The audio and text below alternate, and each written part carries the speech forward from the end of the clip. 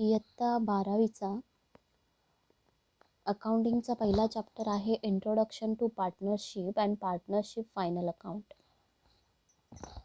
म्हणजे ह्या चॅप्टरमध्ये आपण शिकणार आहोत की पार्टनरशिप म्हणजे काय आणि पार्टनरशिपचं फायनल अकाउंट कसं प्रिपेअर करायचं. 11वीला आपण प्रोप्रायटरशिप शिकलो. प्रोप्रायटरशिपमध्ये कसं असतं की कॅपिटल जे असतं ते एकट्याचंच असतं. पूर्ण बिझनेस त्याला एकट्यालाच मॅनेज करायचा असतो. लायबिलिटी अनलिमिटेड असते. बिझनेसमध्ये स्टॅबिलिटी नसते आणि स्पेशलायझेशन तर अजिबात नसतं. त्याच्यामुळे होतं काय की बिझनेस करण्यावर मर्यादा येतात. त्याला जर भरपूर प्रमाणात प्रॉफिट कमवायचं असेल तर ते प्रॉफिट नाही कमवता येत किंवा मोठ्या प्रमाणात बिझनेस नाही करता येत. आणि म्हणून जर मोठ्या प्रमाणात बिझनेस करायचा असेल, जास्त प्रॉफिट कमवायचं असेल तर त्याला कॅपिटल पण जास्त लागतं आणि रिस्क पण खूप मोठी असते. त्यामुळे 2 किंवा त्यापेक्षा जास्त लोक एकत्र येतात आणि असा बिझनेस करतात. म्हणजेच काय तर 2 किंवा त्यापेक्षा जास्त लोक एकत्र येऊन बिझनेस करतात आणि ते हे मान्य करतात की त्याच्यासाठी त्या बिझनेससाठी जेवढं कॅपिटल लागणार आहे ते सगळे मिळून काढतात. प्रत्येकजण थोडं थोडं भांडवल जमा करतात आणि अशा प्रकारे मोठ्या प्रमाणात भांडवल जमा होतं. त्याच्यानंतर बिझनेसची जी मॅनेजमेंट आहे ते सुद्धा सगळे मिळून करतात. बिझनेसमध्ये जी रिस्क येते ती सगळे वाटून घेतात आणि प्रॉफिट असतं तेही सगळं वाटून घेतात. त्यांच्यामधली ही जी म्युच्युअल रिलेशनशिप आहे ती एका ॲग्रीमेंटवर बेस असते. त्याचा बेस असतो ॲग्रीमेंट आणि ह्याच टर्मला म्हटलं जातं पार्टनरशिप. आता ॲग्रीमेंट म्हणजे काय तर ॲग्रीमेंट म्हणजे बिझनेस चालवण्यासाठी पार्टनर्स काही नियम आणि अटी घालतात आणि त्या सगळ्या पार्टनर्सने मान्य केलेल्या असतात आणि त्याच्यामुळेच पार्टनरशिप अस्तित्वात येते.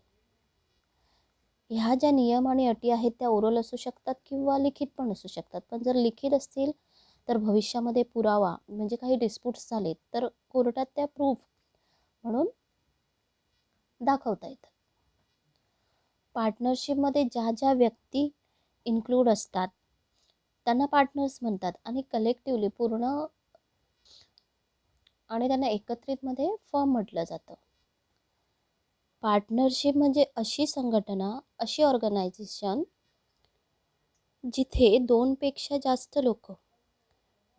किंवा त्याच्यापेक्षा जास्त लोक एकत्र येतात, बिझनेस करतात आणि त्याच्यामध्ये त्यांना जो प्रॉफिट किंवा लॉस होतो तो ते लोक वाटून घेतात. पार्टनरशिपची व्याख्या definition. Indian partnership act 1932 section 4 defines the partnership as. म्हणजे इंडियन पार्टनरशिप ॲक्ट 1932 सेक्शन 4मध्ये पार्टनरशिपची व्याख्या अशा प्रकारे दिली आहे. It is the relation between persons who have agreed to share profit of business carried on by all or any one of them acting for all. म्हणजेच ही अशा लोकांमधले रिलेशन आहे जे त्यांना बिझनेसमध्ये झालेला नफा किंवा प्रॉफिट ते वाटून घ्यायचं मान्य करतात आणि असा हा जो बिझनेस असतो ते सगळे मिळून करतात किंवा त्यांच्या वतीने कोणीतरी एक हा बिझनेस करतो. आता आपण पाहणार आहोत पार्टनरशिपचे फीचर्स काय आहेत ते. पहिलं फीचर आहे ॲग्रीमेंट. पार्टनर्समध्ये झालेल्या ॲग्रीमेंटमुळेच पार्टनरशिप अस्तित्वात आलेली असते आणि मी तुम्हाला आधी सांगितल्याप्रमाणे ॲग्रीमेंट हे रिटन किंवा ओरल दोन्ही प्रकारे असू शकतं. पण रिटनमध्ये असलेलं जास्त फायद्याचं आहे कारण भविष्यात जर काही डिस्प्यूट्स झाले बिझनेसमध्ये पार्टनर्समध्ये जर काही डिस्प्यूट्स झाले तर कोर्टामध्ये पार्टनरशिप डीड म्हणजेच ॲग्रीमेंट ॲज अ प्रूफ दाखवता येते. हे जे लिखित ॲग्रीमेंट असतं त्यालाच पार्टनरशिप डीड असं म्हटलं जातं. सेकंड आहे number of partners. Minimum 2 partners are needed to start partnership. म्हणजे पार्टनरशिप स्टार्ट करण्यासाठी कमीत कमी 2 पार्टनर्स आवश्यक असतात किंवा जास्तीत जास्त 50 पार्टनर्स असू शकतात according to company act act 2013. Next आहे लॉफुल बिझनेस. ही जी पार्टनरशिप फर्म आहे ती जो पण बिझनेस करणार आहे तो कायदेशीर असला पाहिजे. कायद्याच्या बाहेर जाऊन त्याने काही करायचं नाही आहे. ते लोक ज्या राज्यात बिझनेस करत आहेत त्या राज्याने जर एखादा बिझनेस बेकायदेशीर ठरवला आहे तर तो बिझनेस त्यांनी करायचा नाही आहे. आणि पार्टनरशिपच्या व्याख्येमध्ये पण असं सांगितलेलं आहे की कोणताही इलिगल बिझनेस करायचा नाही आहे. पुढचं फ्युचर आहे sharing of profit and losses. Partnership ही जास्तीत जास्त नफा कमवण्यासाठीच अस्तित्वात आलेली असते. ते लोक जे प्रॉफिट कमवतात किंवा लॉस तो जो असतो तो वाटून घ्यायचा असतो. आणि तो कसा वाटून घ्यायचा आहे त्याचा रेशो ॲग्रीमेंटमध्ये दिलेला असतो. आणि जर आधी ठरलेलं नसेल किंवा ॲग्रीमेंटमध्ये दिलेलं नसेल तर ते किंवा म्हणजेच ते प्रॉफिट किंवा तो जो लॉस असेल तो सगळ्यांनी समान वाटून घ्यायचा असतो. पुढचं फीचर आहे अनलिमिटेड लायबिलिटी. म्हणजे जर बिझनेसमध्ये लॉस झाला असेल, बिझनेस बँकरप्ट झाला असेल तर पार्टनरला त्याच्या स्वतःच्या खिशातून पण पैसे द्यावे लागणार असतील. जर बिझनेसचे जे असेट आहे, बिझनेसचा जो पैसा आहे तो पुरेसा नसेल, ते जेवढं लोन असेल ते परत करण्यासाठी, तर पार्टनर्सची वैयक्तिक मालमत्तासुद्धा वापरली जाऊ शकते. तसंच एखादा पार्टनर जर इन्सॉल्वंट निघाला असेल, दिवाळखोर निघाला असेल, तो काही पे करू शकत नसेल तर त्याचीसुद्धा भरपाई बाकीच्या पार्टनर्सनाच करायची असते. 6 आहे रजिस्ट्रेशन. ही जी पार्टनरशिप फर्म आहे त्याचं रजिस्ट्रेशन फक्त महाराष्ट्रामध्ये कंपल्सरी आहे with the effect from 1 April 2005.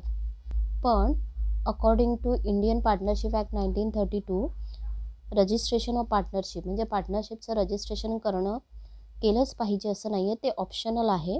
बाकीच्या राज्यांमध्ये ते रजिस्टरसुद्धा असू शकते किंवा रजिस्टर नसले तरी चालतं.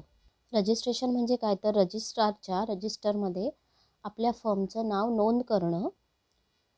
नेक्स्ट आहे जॉईंट ओनरशिप अँड मॅनेजमेंट. ती जी फर्म आहे त्या फर्ममध्ये जी मालमत्ता आहे त्याच्यावर सगळ्या पार्टनर्सचा अधिकार असतो. कोणीतरी एक त्या मालमत्तेवर अधिकार सांगू शकत नाही. कोणीतरी एक येऊन सांगू शकत नाही की हे फक्त माझंच आहे. ते जे पार्टनर्स असतात त्या पार्टनरशिप फर्ममध्ये त्या सगळ्यांचा त्या मालमत्तेवर अधिकार असतो. आणि कुठलाही पार्टनर स्वतःच्या पर्सनल यूजसाठी त्या प्रॉपर्टीचा यूज करू शकत नाही. सगळ्या पार्टनर्सना सेम अधिकार असतात ती जी फर्म असते ती मॅनेज करायचा. आणि सगळे पार्टनर्स जबाबदार असतात त्या फर्मच्या मॅनेजमेंटसाठी. नेक्स्ट आहे प्रिन्सिपल अँड एजंट. प्रत्येक पार्टनर जो असतो तो प्रिन्सिपल पण असतो आणि एजंट पण असतो. बाहेरच्या लोकांसाठी तो फर्मचा प्रिन्सिपलसारखं काम करत असतो. मेन मुख्य असतो. मुख्य म्हणजे बाहेरच्यांसाठीच म्हणजे डेटर्स, क्रेडिटर्स, कस्टमर्ससाठी तो फर्मचा त्या कंपनीचा प्रिन्सिपल म्हणून काम करत असतो. आणि जेव्हा तो आपल्या पार्टनरसोबत काम करतो तेव्हा तो एक एजंट म्हणून काम करत असतो. नेक्स्ट आहे डिझॉल्युशन.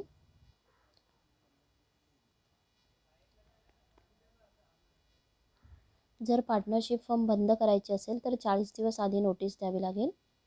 आणि समजा त्या पार्टनरशिप फर्ममधला कुठला पार्टनर डेड झाला असेल किंवा इन्सॉल्वंट निघाला असेल तर सुद्धा पार्टनरशिप फर्म बंद करता येते. पार्टनरशिप डीड म्हणजे काय? The document containing the partnership agreement among partner is called partnership did.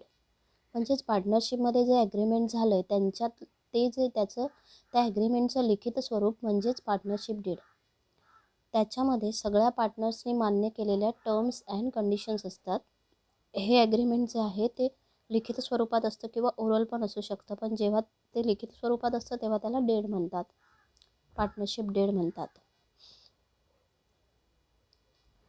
Partnership ॲक्टमध्ये असं कुठेही लिहिलेलं नाही आहे की पार्टनरशिप डीड असणं कंपल्सरी आहे. पण पार्टनरशिप डीड असणं जास्त फायद्याचं असतं. कारण जेव्हा पार्टनर्समध्ये डिस्प्यूट्स होतात, बिझनेसमध्ये काही डिस्प्यूट्स होतात तेव्हा कोर्टामध्ये ॲज अ प्रूफ आपण हे पार्टनरशिप डीड दाखवू शकतो. त्याच्यामुळे बरेच डिस्प्यूट्स कंट्रोलमध्ये येऊ शकतात किंवा होतच नाहीत. आणि हे जे पार्टनरशिप डीड असतं ते सगळ्या पार्टनर्सने साईन केलेलं असतं आणि रजिस्टर केलेलं असतं अंडर द पार्टनरशिप ॲक्ट 1932. यालाच आर्टिकल ऑफ पार्टनरशिप असंही म्हणतात.